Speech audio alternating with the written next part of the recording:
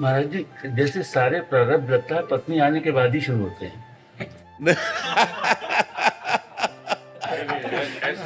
अगर अगर ऐसा होता तो अब बाबा जी लोग बच जाते प्रारब्ध से। अगर अगर प्रारब्ध पत्नी आने से होता तो हम लोगों की तो पत्नी आई नहीं, हम लोग बच। आप किसी से भी पूछे तो लगेगा इसके पहले का जीवन बिल्कुल ठीक था, उसके बाद जैसे ही हुआ सारे प्रारब्ध शुरू हो गए। बाबा जी से पूछो तो लगता है गृहस्थी का जीवन बहुत सही है। कम से कम रसोई में बैठ के गरम गरम रोटी तो मिलती है यार तुम्हें। कम से कम अपने दुख सुख की बात तो आप किसी से कह सकते हो। यहाँ किससे बात करें? परमात्मा के सिवा कौन है? अंदर से जो परमात्मा से रस मिले तब तो बात सही। अगर परमात्मा से रस नहीं मिला तो बड़ा शुष्क और कठोर जीवन होता है। माता पिता भाई बंधु परिवार रिश्ते नाते सबको काट करके और भगवान के मार्ग में चल रहे हैं और भगवदानंद मिला नहीं, काम क्रोध जला रहे हैं, ना काम भोग सकते हो और ना कोई मोह, ना कोई अपना, ना कोई। बड़ा कठिन मार्ग है। निकल गए तो निकल गए, फिसल गए तो फिसल गए। तो यह नहीं, अगर पत्नी दुख का कारण होती तो जितने बाबा जी है सब परम सुखी हो जाते। ऐसी प्रारब्ध क्यों इनको लगता? नहीं लगता? हाँ, ऐसा नहीं है। और कभी कभी आप जैसे अनुभव कर रहे हैं तो उसके प्रतिकूल भी अनुभव है कि किसी किसी के जीवन में पत्नी का आना उसके जीवन का मंगल विधान बन जाता है, उसके जीवन को संवार देती है। नहीं संवार देती। अब अपना प्रारब्ध है, पत्नी का थोड़ी है अपना प्रारब्ध। आप अच्छे कर्म करो, कर्म अच्छे करो। गांव में एक कहावत थी, बिना पुरबुले के कर्मन के मिले न सहोदर नार। मतलब जो सुंदर सुख प्रदान करने वाली, जैसे अपने भाई बहन है जितना प्यार है, इससे कई गुना बढ़कर के प्यार देने वाली जो पत्नी है वो बिना पुरबुले के कर्मन के, पूर्व के कर्मों के बिना नहीं प्राप्त होते। अगर पूर्व का बहुत अच्छा कर्म है तो हमको जैसे सहोदर अपने भाई बहनों से सुख मिलता है, ऐसे वो विश्वास पूर्वक। अब आज तो विश्वास बड़ा डगमगा रहा है, नहीं डगमगा रहा है। तो प्रारब्ध भोग अपना और स्वभाव उसका। महाराज जी, क्या दोनों तरफों से है, एक तरफा नहीं है। बहुत सारे प्रश्न ऐसे पढ़ते हैं, आपके आगे तो प्रस्तुत उतने ही हो पाते हैं समय के अभाव से। पत्नियां ही बहुत दुखी हैं, फिर कभी पति बहुत दुखी हैं। तो महाराज जी, दोनों तरफ से कर्मों का प्रारब्ध है, मतलब उसमें कोई ऐसा नहीं कि किसी एक तरफ से ही है। काफी सारी ऐसी हैं, पत्नी सही मार्ग पे चलना चाह रही है, पति शराब पी के घर आ रहा है, क्या कैसे चलेगा वो? तो वैसे ही पत्नियां तो ये बात पत्नी भी कह सकती कि अगर जिंदगी में दुख का कारण है तो पति है। मोहित जी। श्री हरिवंश महाराज जी, पूर्व प्रारब्ध को खुशी खुशी सहन करना या उनके लिए दुखी होना चाहिए? ऐसा बुरा प्रारब्ध आता है कि एक बात ही सुहाई देती, क्या प्राण त्याग दूं इस समस्या से बचने के लिए? ऐसा भी प्रारब्ध आता है। उस समय केवल भगवान भगवान, हरि स्मृति सर्व विपद विमोक्षणम। भगवान का स्मरण, भगवान का भजन उस समय साधक को बचाता है जब बुरा प्रारब्ध आता है। अब ऐसे ऐसे प्रारब्ध, जैसे गृहस्थी में अब एक लड़का है, पढ़ लिख करके वो अच्छी डिग्री में पहुंचा और मर गया। अब सारी संपत्ति सब कुछ सब सूना, पूरा परिवार सूना, संसार सूना, और भगवान पर भी अश्रद्धा। मतलब ऐसी ऐसी परिस्थितियां संसार में है कि उन परिस्थितियों से निकलने का उपाय केवल भगवान है, दूसरा नहीं। अगर भजन नहीं है तो परिस्थितियां मिटिया मेट कर देंगी।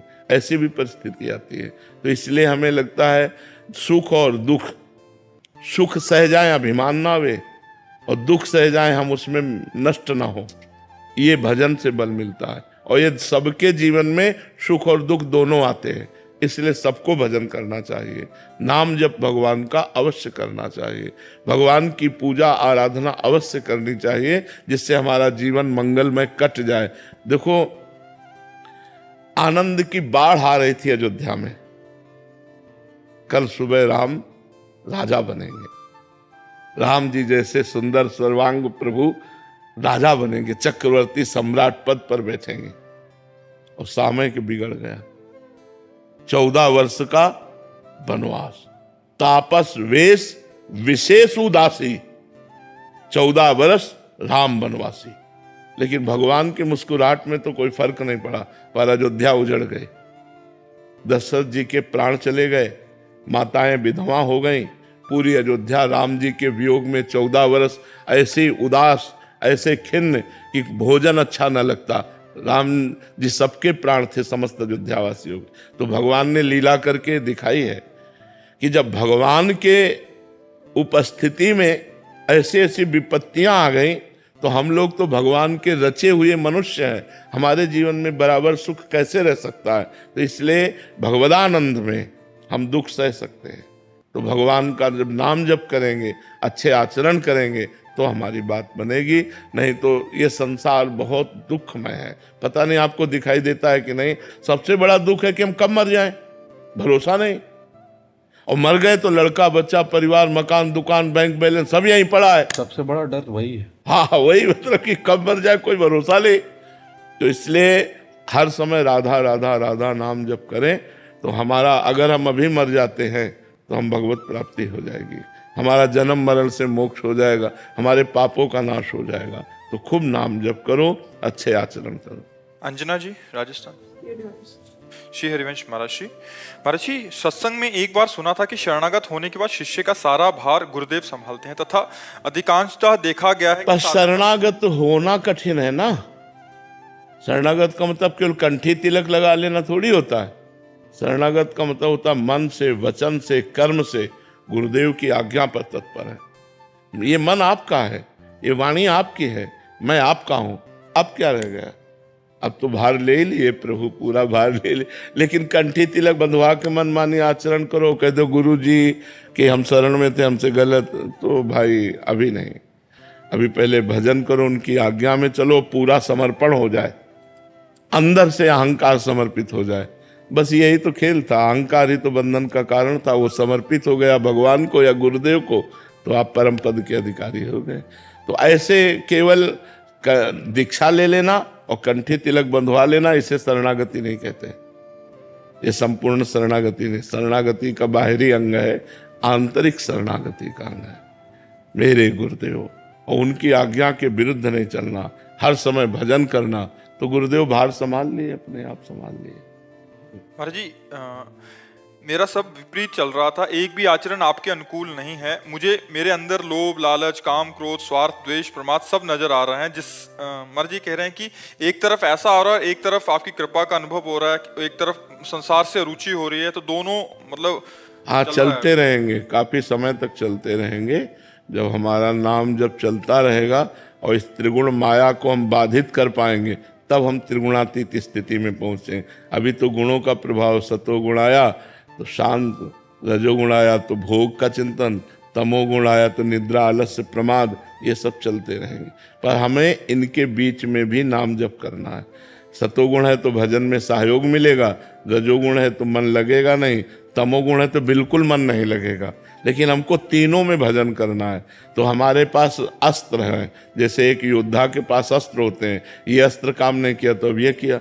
नाम जप में मन नहीं लग रहा, समझ रहे मन रजोगुण में आ गया, कीर्तन शुरू कर देते हैं, भगवत कथा शुरू कर देते हैं। अब तमोगुण आ गया तो अब उस समय न कीर्तन में मन लग रहा है, न कथा में मन लग रहा है, बिल्कुल गलत भावनाएं आ रही। तो हमें गलत संग से केवल बचना है। चाहे सो जाओ जाके, लेकिन गलत संग ना करो उस समय, तो आप उस गुण के प्रवाह से बच गए। भगवान का चिंतन हर गुणों से आपको मुक्त कर देगा। ये जो माया के बंधन कारक हैं, सतोगुण, रजोगुण, तमोगुण, इनसे आप बच जाएंगे। तो साधक जब तक गुणों के अंतर्गत होता है, तब तक माया का एक काम, क्रोध, लोभ आदि प्रभाव पड़ता है। हम भजन के प्रभाव से जब त्रिगुणातीत हो जाते हैं, तब मुक्त हो जाते हैं। तो हमारी यात्रा, हमें घबराना नहीं चाहिए, ना गलत करना चाहिए। गलत सोचें आ रहे हैं, वो सब मिट जाएंगे, अंदर नाम जप करते रहो। महाराज जी, अभी जैसे मैं वृंदावन आया हूँ, आपके समीप बैठा हूँ, तो आप मेरे पे राधा रानी की, मतलब राधा रानी मेरे को जानती है महाराज जी? हाँ जानती हो, पास किया तभी आप आए हो। प्रथम यथामति प्रणवों श्री वृंदावन अतिरम्य, श्री राधिका कृपा बिनु सबके मनन गम्य। आप मन से भी नहीं सोच सकते थे कैसा होगा वृंदावन। आप जब आ गए तो मेरी लाडली जी ने आपको पास दिया है, वृंदा सखी ने आपको पास किया है, तब आप वृंदावन आए हो। बिना लाडली जी की कृपा के वृंदावन नहीं आया जा सकता है। हर्षदा जी, खंडवा से। राधे राधे महाराज जी। महाराज जी, भगवान नाम जो लिख दिया है कॉपी में, उस कॉपी का क्या करना चाहिए? गंगा जी या यमुना जी में किनारे जाकर के जल के पास खोद कर समाधिस्थ कर देना चाहिए। गंगा जी यमुना जी के जल के ऐसे करके नीचे समाधिस्थ कर दिया तो पहले मैंने नाम लिख दिया था, पर आपको सुनने के बाद हाँ उसको गंगा जल यमुना जल में समाधि दे देनी चाहिए। प्रज्ञा जी। राधे राधे महाराज जी। महाराज जी कह रहे हैं कि पहले पंचाक्षरी मंत्र का उच्चारण कर लेती थी, बट जब से ज्ञात हुआ कि मंत्रोच्चारण मतलब पवित्र अवस्था में ही करना चाहिए, तो महाराज जी हर समय और गुरु प्रदत्त होना चाहिए, मनमानी नहीं होना चाहिए। मनमानी नाम जप सकते हैं, लेकिन जो मंत्र है वो गुरु प्रदत्त होना चाहिए। जब सदगुरु के श्रीमुख से सुने और फिर उसे अंदर ही अंदर जपे तो वो प्रभाव डालता है। महाराज जी आप कह रहे हैं कि हर समय शिव जी का क्या नाम उच्चारण कर सकते? शाम्ब सदाशिव, शाम्ब सदाशिव। दीपक शर्मा जी। महाराज जी जब हम ईमानदारी से अपने कर्तव्य निभा रहे हों, फिर भी यदि हमें अपनों को वो ना दे पा रहे हों जो सबसे ज्यादा वो चाहते हों, तो हमें क्या करना चाहिए? क्या मेरी विफलता है ये कि मैं उनको जो वो चाह रहे हैं उसमें अपने कर्तव्य पर प्रधानता देने पर, यदि हम परिवार को पूर्ण सुख नहीं दे पा रहे हैं तो हमें कर्तव्य की ही प्रधानता रखनी चाहिए, कर्तव्य नहीं छोड़ना चाहिए। जैसे हमारे राष्ट्र सैनिक महीना भर के लिए छुट्टी में आए, 6 महीना 1 साल नहीं आ पा रहे हैं, बॉर्डर पे लगे हुए हैं, अब उनके बच्चे, उनकी पत्नी, उनका परिवार कितना विकल होता है। थोड़ी देर के लिए सोचो, जब कोई आर्मी का जवान अपने छुट्टी पूरी करके निकल रहा हो और उसका छोटा बच्चा अंगुली पकड़ के कह रहा हो कि पापा आप कब आओगे, तो ये वादा नहीं कर सकता आएंगे कि नहीं आएंगे। ये वो वादा नहीं कर सकता कि मैं आऊँगा कि नहीं आऊँगा। हृदय भर आता है कि पता नहीं जाते ही गोली खाना पड़े, क्योंकि राष्ट्र सेवा है, प्राण कब छूट जाए। तो मुझे लगता है कि प्रधानता अपने कर्तव्य की रखनी चाहिए, तो लोक परलोक सब बन जाएगा। कर्तव्य छोड़ दिया तब तो फिर मोह से ग्रसित हो गए हम। कर्तव्य का पालन करते हुए परिवार का हम पोषण करें। जो कर्तव्य का त्याग करके परिवार का पोषण करते हैं वो अपने परिवार में सुखी नहीं रहते। जो कर्तव्य का पालन करते हैं तो धर्मो रक्षति रक्षिता, धर्म उसके परिवार की रक्षा करता है, धर्म उसको सुख प्रदान करता है। तो हमें लगता है कर्तव्य प्रधान रखना चाहिए। वीर सिंह जी दतिया से। राधा वल्लभ सिंह श्री हरिवंश महाराज जी। महाराज जी भगवत गीता के 18वें अध्याय में एक श्लोक में कह रहे हैं कि हे कुंती पुत्र, मनुष्य को अपने भावजन्य कर्तव्यों का परित्याग नहीं करना चाहिए, भले ही उसमें दोष दिखाई दे। निस्संदेह सभी प्रयास किसी ना किसी बुराई से ढके रहते हैं, जैसे अग्नि धुएं से ढकी रहती है। महाराज जी इसमें सभी कार्यों में दोष युक्त क्यों कहा गया ऐसे? क्योंकि कोई भी कार्य हो उसमें दोष हो ही जाता है। स्वधर्मो निधनो श्रेया पर धर्मो भयावहा। अपने धर्म का पालन करे, चाहे दूसरे का श्रेष्ठ धर्म हो उसके हम अनुगमन न करें, अपने धर्म का पालन करें जो हमें कर्तव्य मिला है। अब जैसे हम पोछा लगा रहे हैं तो पवित्रता के लिए लगा रहे हैं, लेकिन निर्दोष नहीं है। कोई न कोई जीव मरेगा, उसमें पोछा के नीचे आएगा। अब चूल्हे पे पहले भोजन बनता था तो किस लकड़ी में कितनी चींटी अंदर पैक है कुछ पता नहीं, वो जलेगी, वो मरेगी। और उन्हीं दोषों का नाश भगवान नाम के कीर्तन से, भगवान के जप से होता है। तो किसी का श्रेष्ठ कर्म देखकर हम लालायित न हो। हमें जो कर्म मिला है हमें अपने धर्म का पालन करते हुए अपने कर्म को करना चाहिए। हम कहीं लुभायमान न हो, हम कहीं अन्यत्र प्रभावित ना हो, हम अपने कर्म को छोड़कर कहीं अन्य के कर्म को न करने लगे। हम अपने कर्म को ही करें जो हमें कर्म धर्म के अनुसार प्राप्त हुआ है।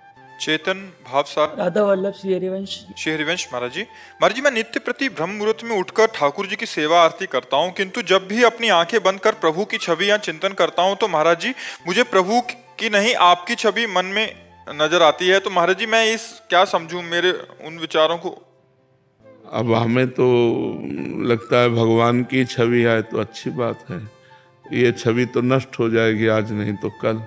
ये तो मनुष्य शरीर है, ये नष्ट हो जाएगा। पर अगर सिद्धांत की बात कहें तो ध्यान मूलम गुरु मूर्ति, पूजा मूलम गुरु पदम, मंत्र मूलम गुरु वाक्यम, मोक्ष मूलम गुरु कृपा। यदि हमारे ध्यान में संत सदगुरुदेव आते हैं तो बड़ी कृपा है। यदि हम संत सदगुरुदेव के चरणों का पूजन करते हैं तो बड़ी कृपा है। यदि हम संत वाक्यों का पालन करते हैं तो बड़ी कृपा है, ये छोटी मोटी बात नहीं है। हाँ, भगवान की कृपा है तो संतों की छवि नजर आती है, गुरुदेव की छवि नजर आती है। संत और भगवंत अभेद होते हैं। अगर संत का चिंतन कर रहे हो तो भगवंत का चिंतन हो ही रहा है, क्योंकि वो भगवत स्वरूप ही होते हैं। जो संत होते हैं भगवत स्वरूप। तस्मित् तज्जने भेदा भावात, भगवान और भक्त में अभेद स्थिति रहती, भेद नहीं होता। जो भक्त है वही भगवान है, जो भगवान है वही भक्त है। मोरे मन प्रभु अस विश्वासा, राम ते अधिक राम कर दासा। भगवान से भी अधिक भगवान के भक्तों को माना गया है। तो अगर भक्त का ध्यान हो रहा है तो मंगलमय ही है, कोई अमंगल बात। उसका परिणाम क्या होगा महाराज जी? भगवान की प्राप्ति, भगवान की प्राप्ति। भक्त के ध्यान से भक्ति सुदृढ़ हो जाती है, और सुदृढ़ भक्ति की डोरी से भगवान हृदय में बंध जाते हैं। जिसकी जितनी भक्ति दृढ़ होती है उतने भगवान हृदय में प्रकाशित हो जाते हैं। देखो, सुमिर पवन सुत पावन नामू, अपने बस करी राखे रामू। भगवान को अधीन कर लिया हनुमान जी ने, सेवा और सुमिरन के बल से राम जी को अधीन कर लिया। महाराज जी, गुरु के ध्यान से फिर आगे चल के भगवान का ही ध्यान हो, क्योंकि गुरु या भगवान अभेद ही हो जाएगा। गुरु भगवान ही है। वही ध्यान करते करते उसी जगह भगवान प्रकट हो जाएंगे जहाँ गुरु का ध्यान कर रहे थे, वहीं भगवान प्रकट हो जाएंगे। भगवान दास जी बरसाना से, राधे राधे महाराज जी। महाराज जी, अगर कन कन में प्रभु हैं तो उनको कैसे पहचान सकते हैं? अगर भगवान कोई रूप रखकर आ जाएं, पहचानने में मतलब रक्षक हैं वो हमारे? वही आंख देते हैं। पहचानने वाली किसका प्रश्न है? पहचानने वाली आंख भी वही देते। इन आंखों की सामर्थ्य नहीं। ये आंखें केवल 3 गुणों के द्वारा रची हुई माया को देख सकते हैं, लेकिन मायापति को नहीं। सोई जाने जिह देहु जनाई, जानत तुम्हें तुम्हें हो जाई। भगवान जिसको दिखाना चाहते हैं उसको कण कण में भगवान दिखाई देंगे। किसी सूझ वाली आंख ने पहचान की कि कण कण में झांकी भगवान की। नामदेव ने रोटी पकाई, कुत्ते ने झट उसे उठाई। आप घी का कटोरा लिए जा रहे, प्रभु रूखी न खाओ, थोड़ा घी लेते जाओ। बड़ी करुणा की करुणा निधान की, किसी सूझ वाली आंख ने पहचान की। कुत्ते में विट्ठल भगवान दिखाई दे रहे नहीं ना? तो कण कण में भगवान है, जन जन में भगवान है। इसलिए मुझे पहले भजन करना पड़ेगा। भजन के प्रभाव से जब हमारे ज्ञान नेत्र खुलेंगे तब हमको दिखाई देगा कि मनुष्य नहीं, सब रूपों में भगवान ही विराजमान है। अभी तो हमें सब रूपों में स्त्री पुरुष जड़ चैतन्य, अच्छा बुरा, पापी पुण्यात्मा महात्मा अलग अलग दिखाई दे रहे हैं। जब हमारे ज्ञान नेत्र बहु नाम जन्मनावंते ज्ञानवान माम प्रपद्यते वासुदेवा सरमिति सा महात्मा सुदुर्लभा। बहुत जन्मों की साधना के बाद हमारे ज्ञान नेत्र प्रकट होते हैं, तब उनसे हम जान पाते हैं कि सब में भगवान विराजमान है। और ऐसा जिसको ज्ञान हो गया सा महात्मा सुदुर्लभा। ऐसा महात्मा मिलना बड़ा दुर्लभ है जो कण कण में भगवान का दर्शन करता है। आपको तो दिखे महाराज जी, तो हम बोलो ना सबको दिख जाए एक बार।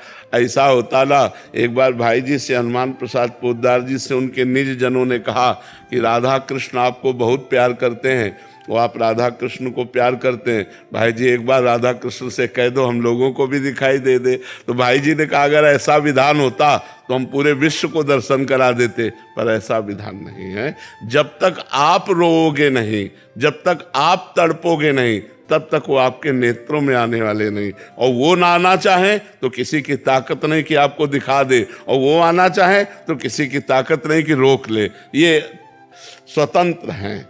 भगवान परतंत्र नहीं, स्वतंत्र है। परम स्वतंत्र न सिर पर कोई, भावे मने करे वो सोई। इसलिए हम रो रो कर नाम जप करें, वो कभी कृपा करें और उनके दर्शन हो जाए तो कण कण में दर्शन होने लगेंगे। फिर सक्षम सिंह जी कानपुर से, श्री हरिवंश महाराज जी। महाराज जी, सत्संग में सुना था कि आशा ही परम दुख है और निराशा ही परम सुख है। तो क्या हमें गुरुदेव के सानिध्य और गुरुदेव व संतों के दर्शन सेवा की भी आशा नहीं रखनी? ये भागवतिक है।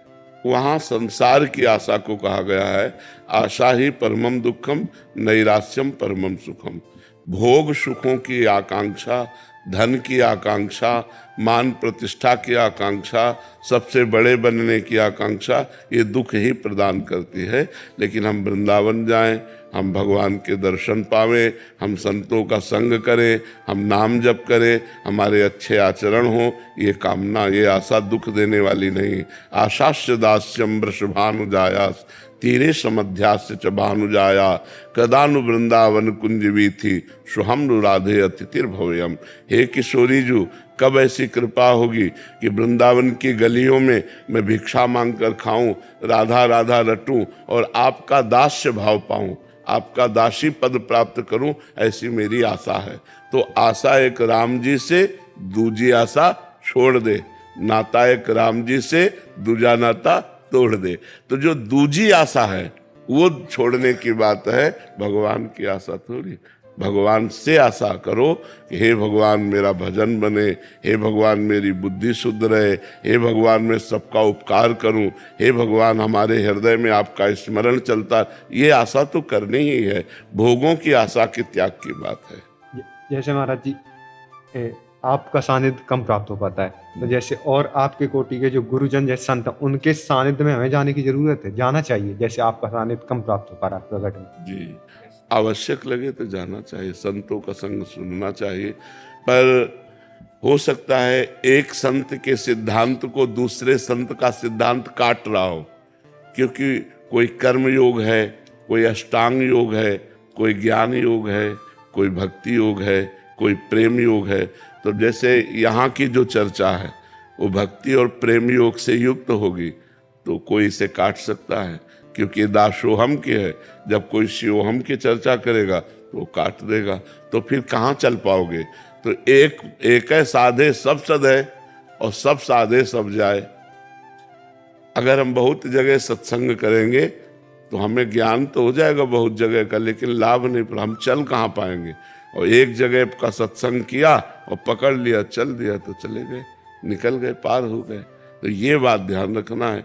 हमारे यहाँ ध्रुवदास जी कहते हैं, इष्ट मिले और मन मिले, मिले भजन रस रीति, तहां निसंक होए मिलिए, तासो कीजे प्रीति।